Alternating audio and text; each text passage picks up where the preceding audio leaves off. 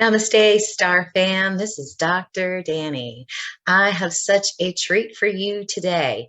This is the first of the Venus transit series. The reason I wanted to start this today, April 5th, is because Venus is entering the constellation of Taurus in the true sidereal sky. Venus is a very interesting luminary. She moves a little bit differently and a little more quickly than the other planets. She has been profound and prolific in ancient mythology and even popular culture. So I wanted to kind of study her movements, starting with these transits this week with you guys. I'm also going to be doing another video where I'm going to dive deeper into the journey that started in October of last year. So before we get started on the transits for this month, going from April 5th to May 7th, I thought I would just show you guys some of the mechanics of Venus, just really quick, just so you understand the energy. Knowing where Venus is in her greater cycle when you read a chart can add an entirely new level to your readings, as well as to your clients' interpretations of what's going on in their own chart. So let me share my screen with you. This is the, excuse me, this is the sky right now, okay? This is today.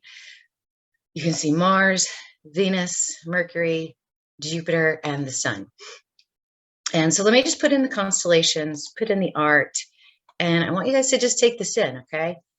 The sun is still in Pisces. Mercury has just entered Aries, and Venus has just entered Taurus. So these are the energies that are actually in our sky right now that are available to us. And what I want to do is just kind of take you through the days, and we're going to follow Venus, everything she touches, through the constellation of Taurus. We're going to kind of tell a little story. Okay, so there we go. See her moving. Okay, this is going to last till about May 7th.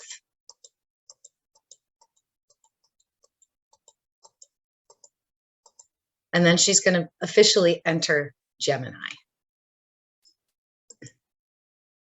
And we'll pick up from there, and we'll do the transits in Gemini as well. Okay, so that's the night sky. That's what we are working with as astrologers. That's what we want to see. Venus is going through Taurus, which is her home turf.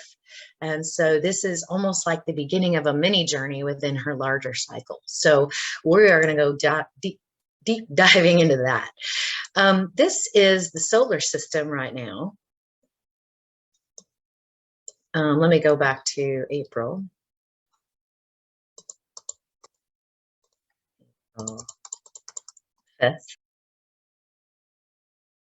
So for those of you that are spatial thinkers, this is a really nice way to look at it. So there's Earth. And as we turn, the sun is setting, we see Venus in the night sky. Okay? So that's where Venus is right now. If we go back in time, let's say to October, when she had her last superior conjunction, what you're going to notice is she's completely on the other side of the sun. Do you see that?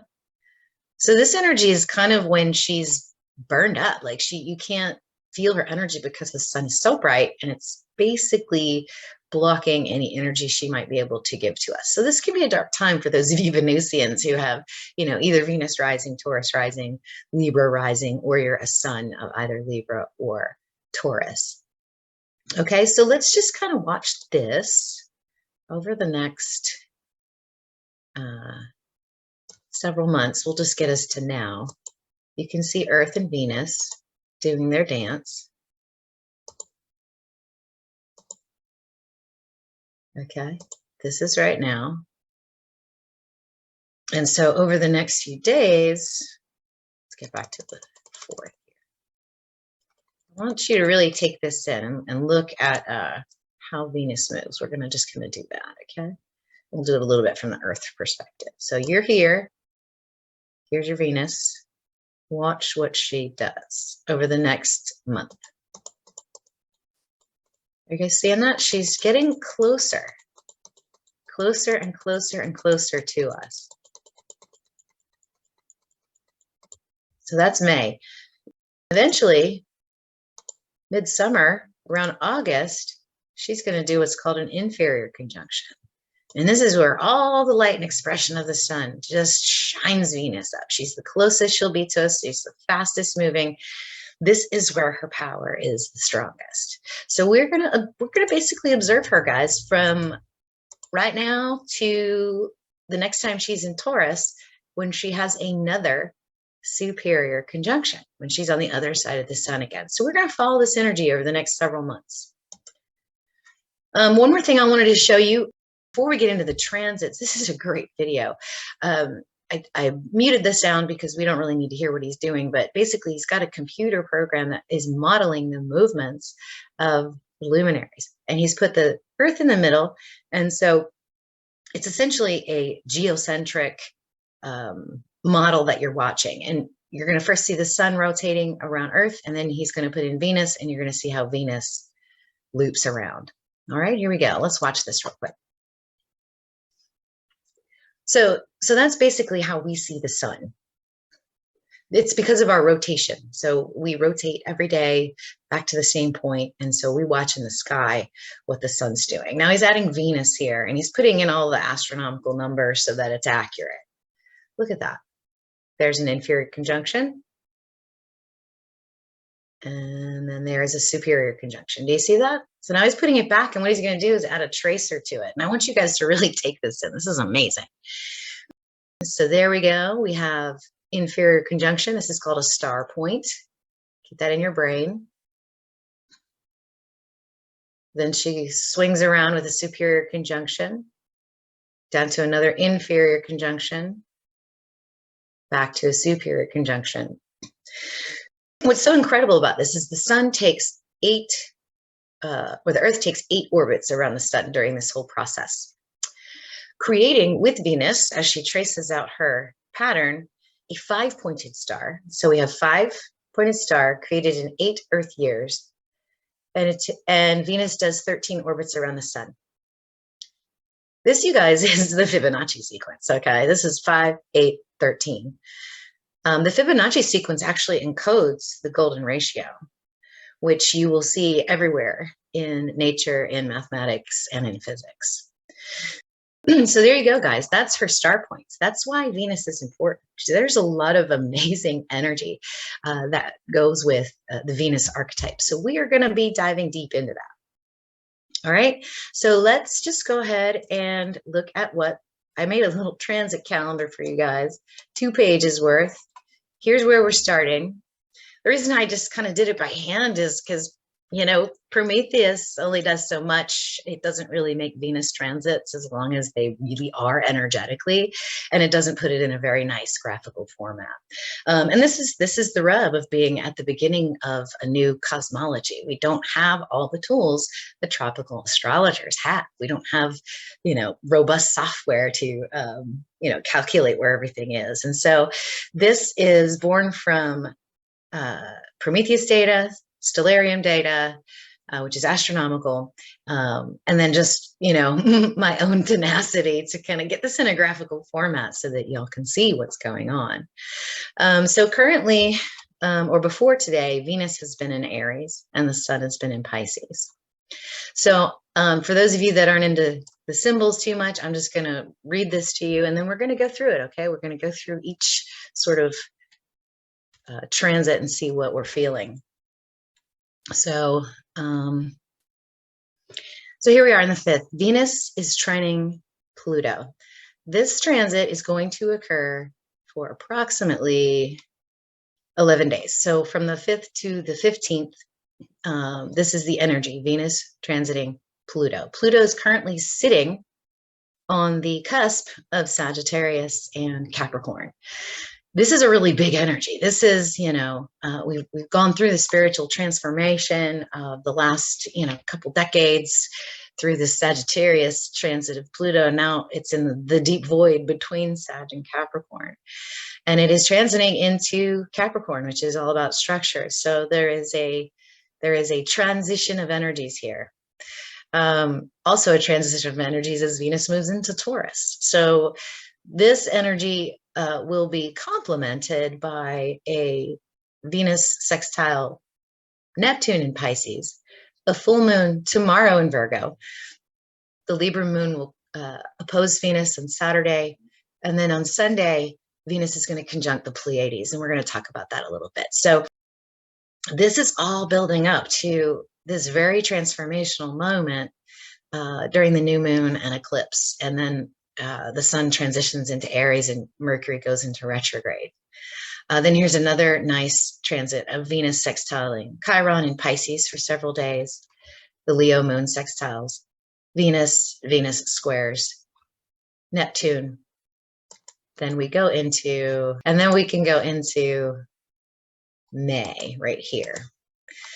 So again, the Mercury retrograde, you'll see in that blue marker, it continues all the way to the 14th, and then Venus squaring Neptune, okay, while Neptune's in Pisces. Monday, the 1st of May, the moon in Leo does a T-square with Venus and Neptune. Then we get on Friday the 5th, Venus will trine the south node, sextile the north node. And this is going to be on a full moon at the cusp of Libra Virgo.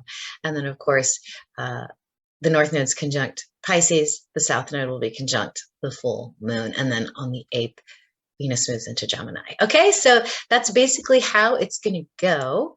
So we'll go back and we will start with April. And let's look at this on an actual astrology wheel, okay? So here is April 5th of 2023. As you can see, if you guys can see that, Venus is in 0 degrees of Taurus, okay?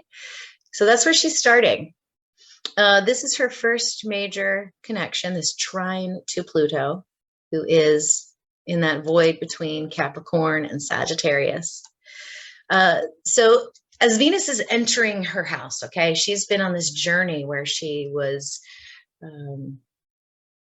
occulted by the sun and by the moon right here in this area. She crossed over the south node and she hit every single one of those players all the way through Uranus until she got here. She has not caught up to Mars yet during this cycle. So Mars was sitting over here in Taurus for many, many months, if you guys remember that, waiting for her, waiting for her, waiting for her.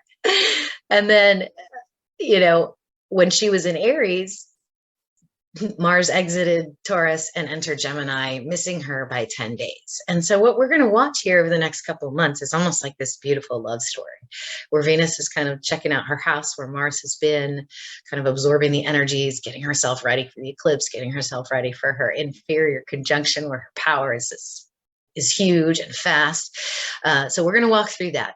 Okay, so from 4/5 to 4/15, Venus trines that Pluto on the cusp here. Now, this Venus-Pluto energy is intense powers of creation. This is the Kundalini energy in manifestation. Now, as a trine, this is so easy. So if you're in meditation and you have access to that Kundalini energy, that creative power inside of you, you are going to be able to do a lot of things. You should start planning on how you want to change your business, how you want to change your house, how you want to change your clothes, anything that is important to you. You can sit here in this energy for the next couple of days in meditation and decide what you want, okay? Now, what's really amazing about this particular transit is that on the 13th,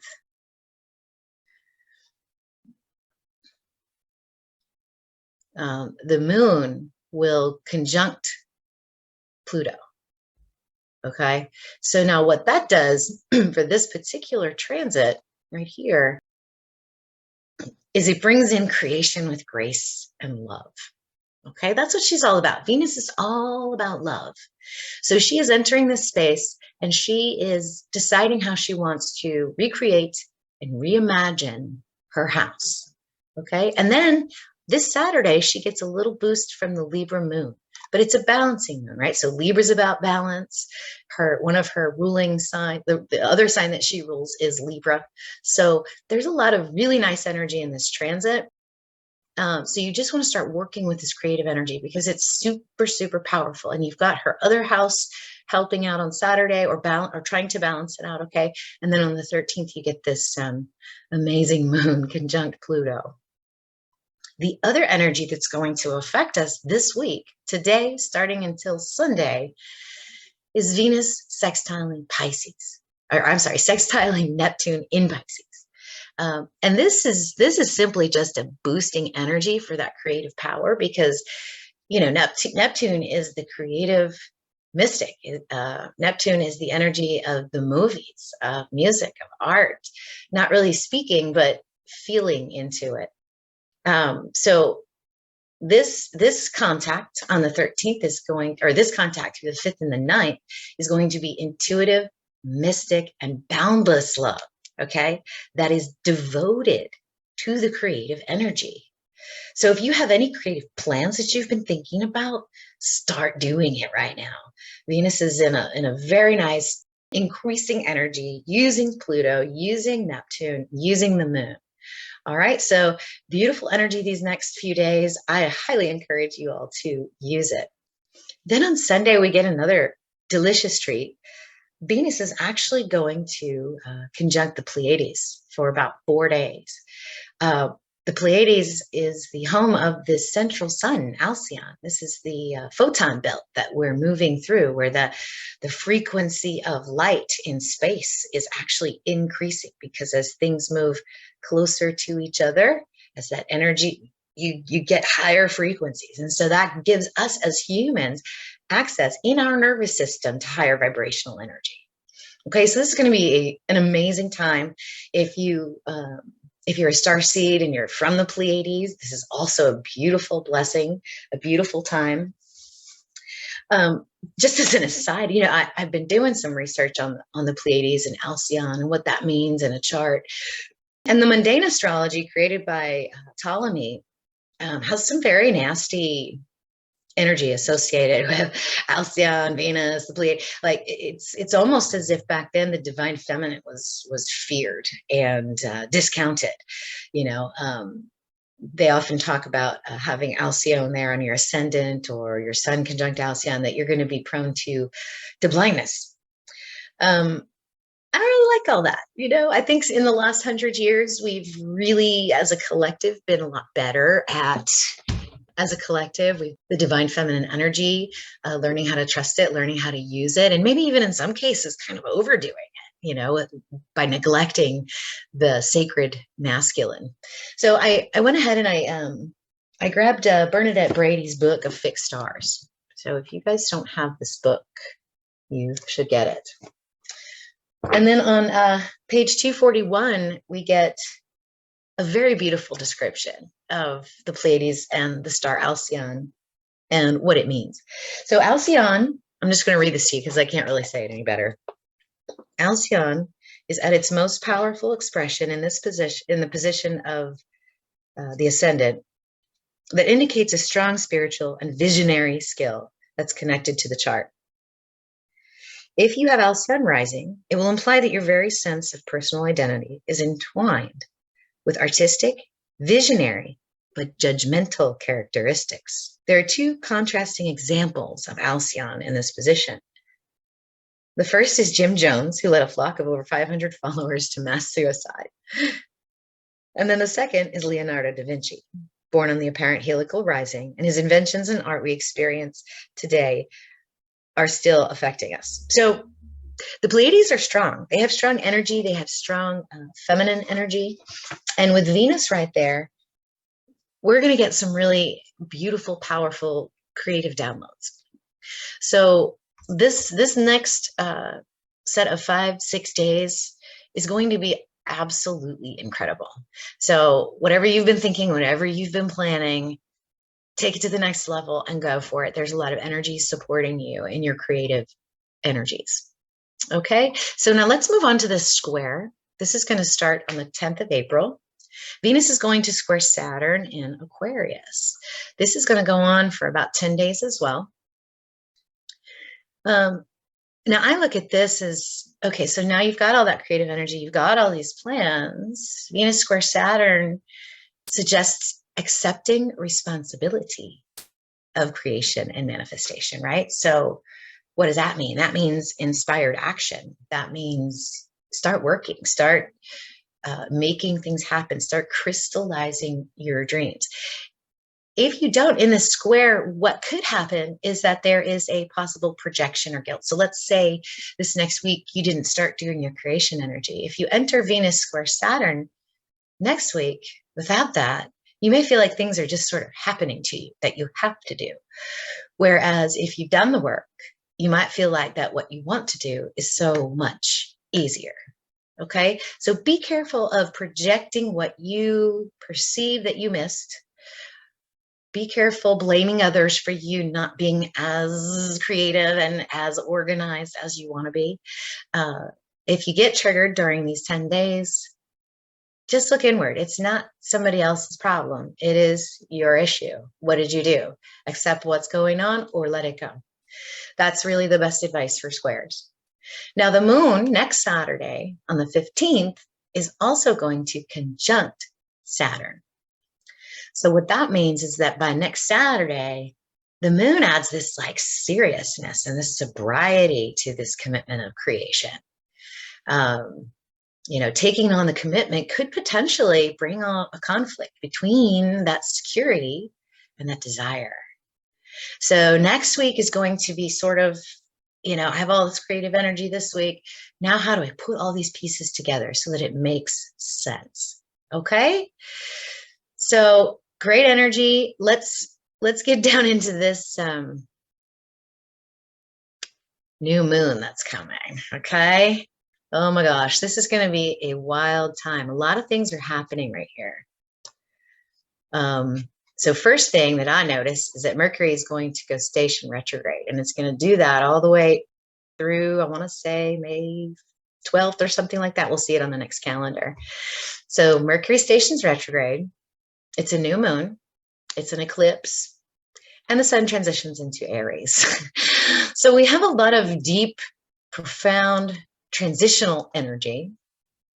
Eclipses are often associated with our collective wounds, which is disconnection from spirit or disconnection from the divine. And so when the moon blocks the sun, it's blocking that divine energy from us. But what's really interesting, and let me show you the chart. Let me show you the chart for the 20th, because Venus has absolutely no aspects.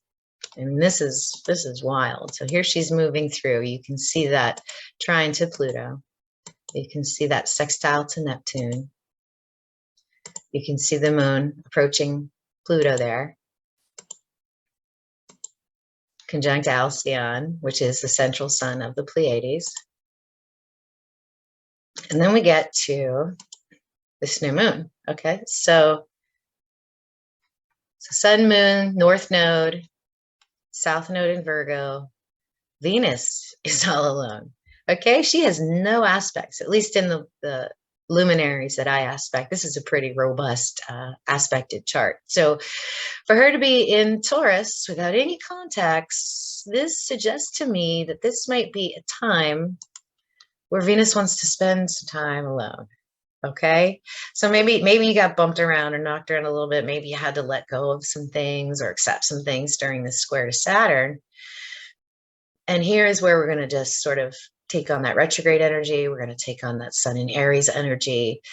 We're going to be kind to ourselves, our Venus energy. We're going to go inward, perhaps, maybe a deep Venus meditation. Maybe I'll actually post a meditation for us for that couple of days. So big energy, big dark energy. You will not be alone in this space. Even though the moon eclipsed the sun and Venus is all by herself, you're literally not alone. You are a fractal of the divine. You are a spark of infinite creation. And so you are not alone. In fact, if you can go inward during this time and connect with your higher self, you might find it's an easier time. When we get through this Thursday, Friday, Saturday time frame, where Venus has no aspects, we're going to enter the 23rd of April, where there is this beautiful energy popping up. Not only do we get the moon conjunct Venus in Taurus, we also have Venus sextiling Chiron in Pisces. Okay, so what does this energy mean? So you're going to emerge from this eclipse energy, hopefully going inward, connecting with yourself, understanding all the responsibilities that Saturn gave to you during the square, also with all of your creative energy that you've done. So this is going to be a new time. This is going to be a time for you to be stronger and more self-assured. That transformational work that you hopefully did during the eclipse, this gives Venus a very healing and healed energy. There's going to be an increase in self-worth. So if anything came up during the eclipse, any injuries that you had, any traumas, this is the time to heal these 5 days when Venus sextiles Chiron. Okay, so then as soon as that transit is complete, a Leo moon sextiles Venus. So this is a lot of heart. This is a lot of feeling, right? You're going to be really feeling into this energy. You're going to be feeling healed. You're going to be feeling creative. And almost even maybe excited and optimistic, because the next transit, which starts on the 29th, is Venus squaring Neptune in Pisces. Okay, so let's look at the next graph, because we really want to see where it all goes next. And remember, this purple line is Mercury retrograde. So this whole time frame that we've been dealing with here, if you, right? So started during the new moon, during the eclipse, keeps going, keeps going, keeps going until we get to the second week in May. All right, so Mercury retrograde doesn't have to be terrible. You know, when I was showing you how Venus kind of moved and looped around, Mercury also has those inferior conjunctions and superior conjunctions. And whenever it's retrograde, it's the inferior conjunction, meaning it is closest to us. So Mercury energy can be very helpful. It's when it's retrograde, it can be internal, but you have to do a lot of listening. Okay, so, and I think that that's important. When you're dealing with Venus energy, sometimes she can be really flamboyant and expressive and optimistic. So you don't want to go too far with that energy. You know, after you're feeling healed, you want to kind of stay in that calm energy, because, you know, just like you can get triggered with negative polarity emotions, you can also be kind of triggered with happy emotions. You know, you don't want to be overdoing it. Like, oh my God, look what I'm doing. This is so amazing. Calm it down. You know, enjoy the energy, take it internally, listen to what others say, because they're also going to be able to give you messages. So listening during a Mercury retrograde is going to make your Mercury retrogrades so much better. Just make sure you're listening, okay? And then here we're still working with this Venus square Neptune. So let me talk about that energy for a little bit. So Venus square Neptune is, again, that feeling of high ideals, okay? So we're going to feel boosted. We're going to feel great. We're actually going to have some difficulty putting words to it anyway. There could also be a tendency in relationships to overly idealize others and to let boundaries sort of dissolve in relationships. So be careful with relationships where the boundaries are already fuzzy. Don't let that energy, you know, make a mistake. So essentially, listen, because it's Mercury retrograde. Feel the energies, but also have an awareness of yourself. Is this energy too far out? Is it something that doesn't quite make sense to other people? You can take it back into yourself. Monday the 1st is going to be terribly difficult to do everything that I talked about, because you're going to have expressive Leo moon creating a T-square, a temporary T-square with Venus and Neptune. So all that energy we just talked about, you know, overly idealizing others or other things, is going to have an emotional quality to this on May 1st. So if you're feeling a little like happy and tearful, and then sort of dejected and tearful, and then totally elated, it's fine. The energy will be crazy.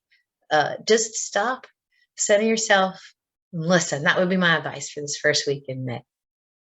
So the moon T-square Venus and Neptune, it might actually feel a little bit this week like reality and fantasy are merging, and that the guardrails are difficult to find. So also again, once again, just listen, trust in the energies. Don't be too overly expressive with it, because it's security versus the vastness, you know, and it's security in the vastness of that Neptune Pisces energy. So Venus, you're going to be okay. It's a big energy. It's confusing energy, but you're going to bring it back around with this full moon. And when we enter into Gemini, we're going to end this Taurus transit of Venus with Venus trining the south node and sextiling the north node. Okay, so trining the south node, sextiling the north node. When in this trine, the south node will also be conjunct the next full moon, which is on the cusp of Libra Virgo, okay? Which is actually exactly where Venus started her superior conjunction last October. So that moon will be exactly where Venus was on that cusp as she passed through the south node. So this is almost like a reviewing of the energy that got us to this place. So obviously that makes sense, right? So if you're going through all this crazy energy, this transformative energy, so idea and creation, putting it into focus, going within, feeling the healing, and then being really excited about what's next, you know, listening, feeling into it, and then you see this.